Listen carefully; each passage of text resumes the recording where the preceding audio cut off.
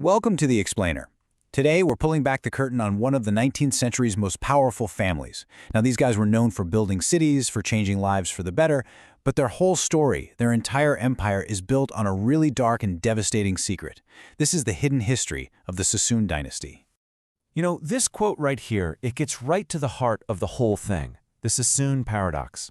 On one hand, you've got this incredible philanthropy, a family that literally helped build a city. But on the other hand, every cent of that money came from a business that ruined millions of people. So how can those two things be true at the same time? Let's dig in. So back in the 19th century, the Sassoons were absolute titans. Their influence was just immense. Their wealth was so vast that they were actually given a nickname that says it all, the Rothschilds of the East. This was the image they wanted everyone to see, a golden legacy of power and progress. And you know what? In Mumbai, they really earned that reputation. They weren't just merchants taking money out of the city. No, they were visionaries who poured their wealth right back into it, becoming the foundational builders of what we know as modern Mumbai. And just look at what they were funding. We're not talking about small projects here. These are the absolute building blocks of a major city. We're talking hospitals, public libraries, huge commercial docks, and schools for the next generation. Their name was literally carved into the stone of the city. Which, of course, leads us to the big question. A fortune this massive doesn't just fall out of the sky. So where did all this money really come from? It's time to uncover the true source of their power. But here's the thing. The Sassoon story doesn't start in fancy palaces. It starts with desperation. To really understand the empire they built, we have to rewind all the way to the beginning, back when they had absolutely nothing. So when the Sassoons first showed up in Mumbai back in the 1830s, they had nothing. They were refugees fleeing persecution in Baghdad, just looking for a safe place and a chance to start over. In this new world, they needed a way to make money, and fast. They needed a commodity. And boy did they find one. A product that was in incredibly high demand, unbelievably profitable, and morally bankrupt. That product was opium. And that single decision changed everything. And let's be really clear here. The Sassoons didn't just stumble into the opium business. They systematically built a global engine around it. They became the undisputed masters of a deadly trade.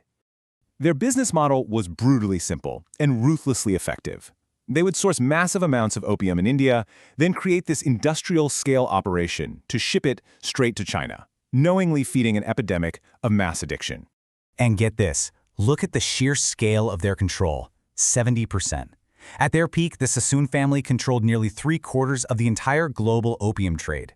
This wasn't just a business for them, it was practically a monopoly. Now that level of control, it generated a fortune that's hard to even imagine. But it was a fortune paid for with human lives. So while the Sassoons were building libraries and hospitals in Mumbai, their number one product was fueling an epidemic that was tearing families and entire communities apart all across China. But here's the twist. For the Sassoons, all that money was never the end goal. It was a tool. It was the key that they believed would unlock their ultimate ambition. A seat at the table, a place among the aristocracy, right at the heart of the British Empire. This quote just says it all, doesn't it? They strategically used their narcotic fortunes, money made directly from the suffering of others, to buy the one thing they really wanted, a way into the most exclusive club in the world, the British aristocracy.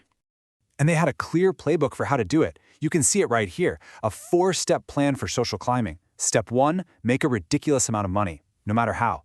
Step 2, use that money for very public, very visible good deeds to build up your reputation. Step 3, use that shiny new reputation to get close to powerful people. And finally, step 4, cash it all in for titles and nobility. It's brilliant, in a way. And the speed of their rise is just staggering. Look at this timeline. In the 1830s, they show up as stateless refugees. Just 30 years later, they're running the global opium trade. And by the 1890s, the children of those refugees are hanging out with British royalty. It's an absolutely mind-blowing transformation. Which brings us right back to where we started, to this fundamental contradiction that sits at the very heart of the Sassoon legacy. This slide just lays it out perfectly.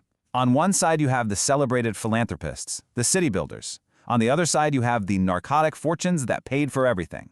The good they did is undeniable, but the harm that funded it is too. So, in the end, the story of the Sassoons leaves us with this really deep, uncomfortable question.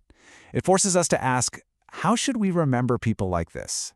Can good deeds ever truly wash away the tainted source of a fortune? There's just no easy answer, and that, right there, is their complicated